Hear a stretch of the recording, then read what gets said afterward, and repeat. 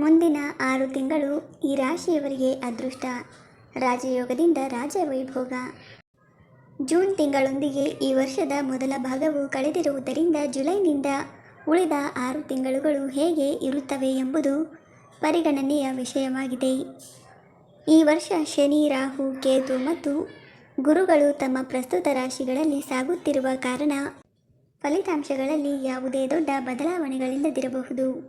ಆದರೆ ಜುಲೈನಲ್ಲಿ ರವಿ, ಬುಧ, ಶುಕ್ರ ಮತ್ತು ಮಂಗಳನ ಚಿಹ್ನೆಗಳ ಬದಲಾವಣೆಯಿಂದ ಕೆಲವು ಪ್ರಮುಖ ಬದಲಾವಣೆಗಳು ಸಂಭವಿಸಬಹುದು. ಒಟ್ಟಾರೆಯಾಗಿ ಉಳಿದ 6 ತಿಂಗಳುಗಳು ಮೇಷ, ಕರ್ಕ, ಕನ್ಯಾ, ವೃಶ್ಚಿಕ, ಧನು ಮತ್ತು ಮಕರ ರಾಶಿಯವರಿಗೆ ಹಿಂದಿನ ತಿಂಗಳುಗಳಿಗಿಂತ ಹೆಚ್ಚು ಅದೃಷ್ಟವನ್ನು ನೀಡುತ್ತದೆ. ಗುರು ಮತ್ತು ಶನಿ, ಮಂಗಳ ಸಂಕ್ರಮಣದೊಂದಿಗೆ ಮೇಷರಾಶಿಯವರಿಗೆ ಈ ವರ್ಷದ ಅಂತ್ಯದವರೆಗೆ ತುಂಬ ಅನುಕೂಲಕರವಾಗಿರುವುದರಿಂದ ಖಂಡಿತವಾಗಿಯೂ ಉದ್ಯೋಗದ ಪ್ರಭಾವ ಹೆಚ್ಚಾಗುವುದು. ನೆಚ್ಚಿನ ಕ್ಷೇತ್ರಗಳಿಗೆ ವರ್ಗಾವಣೆ ಮತ್ತು ಸ್ಥಾನಮಾನಗಳು ಹೆಚ್ಚಾಗುವುದು.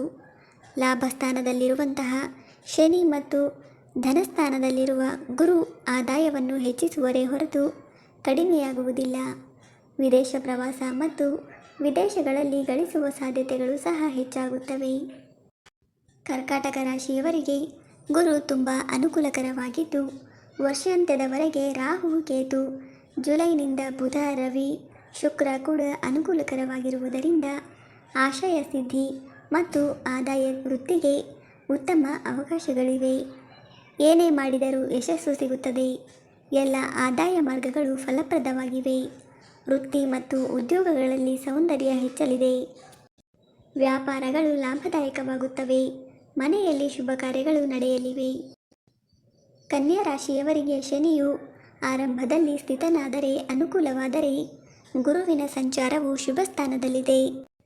ಇವಲ್ಲದೆ ಬುಧ, ಶುಕ್ರರು ಕೂಡ ಅನುಕೂಲಕರವಾಗಿ ಸಂಚಾರ ಮಾಡುತ್ತಿರುವುದರಿಂದ ವೃತ್ತಿ ವ್ಯವಹಾರಗಳೆಲ್ಲವೂ ಬಂಗಾರವಾಗುತ್ತದೆ.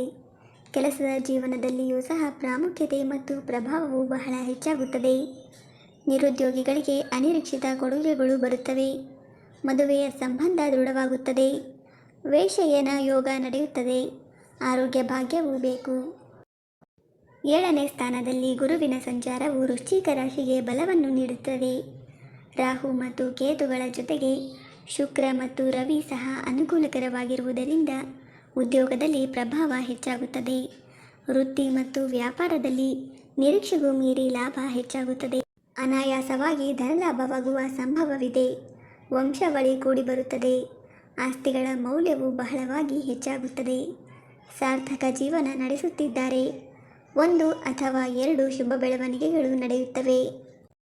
ಶನಿ, ರಾಹು, ಕೇತು ಮತ್ತು ಗುರು ಈ ವರ್ಷ ಪೂರ್ತಿ ಮಕರ ರಾಶಿಯವರಿಗೆ ತುಂಬ ಅನುಕೂಲಕರವಾಗಿರುವುದರಿಂದ ಸರ್ವಾಂಗೀಣ ಪ್ರಾಮುಖ್ಯತೆ ಮತ್ತು ಪ್ರಭಾವ ಹೆಚ್ಚಾಗುತ್ತದೆ. ಉನ್ನತ ವ್ಯಕ್ತಿಗಳೊಂದಿಗೆ ಸಂಪರ್ಕಗಳು ಹೆಚ್ಚಾಗುತ್ತವೆ. ರಾಜಪೂಜೆಗಳಿಗೆ ಕೊರತೆಯಿಲ್ಲ. ಆದಾಯವು ಹೆಚ್ಚಾಗಬಹುದು ಮತ್ತು ಕಡಿಮೆಯಾಗುವುದಿಲ್ಲ.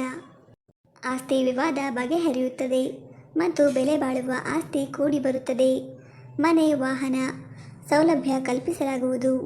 ಮನೆಯಲ್ಲಿ ಶುಭ ಕಾರ್ಯಗಳು ನಡೆಯುತ್ತವೆ. ಮಕ್ಕಳು ಅಭಿವೃದ್ಧಿ ಹೊಂದುತ್ತಾರೆ. ಅವನು ಬಹಳಷ್ಟು ಬಟ್ಟೆಗಳನ್ನು ಖರೀದಿಸುತ್ತಾನೆ. ಈ ಎಲ್ಲ ರಾಶಿಯವರು ಈ ವರ್ಷಾಂತ್ಯದವರೆಗೂ ತುಂಬ ಅದೃಷ್ಟವನ್ನು ಪಡೆಯುತ್ತಾರೆ. ಸ್ನೇಹಿತರೆ, ವಿಡಿಯೋ ಇಷ್ಟ ಆಗಿದ್ದರೆ ದಯವಿಟ್ಟು ವಿಡಿಯೋವನ್ನು ಲೈಕ್ ಮಾಡಿ.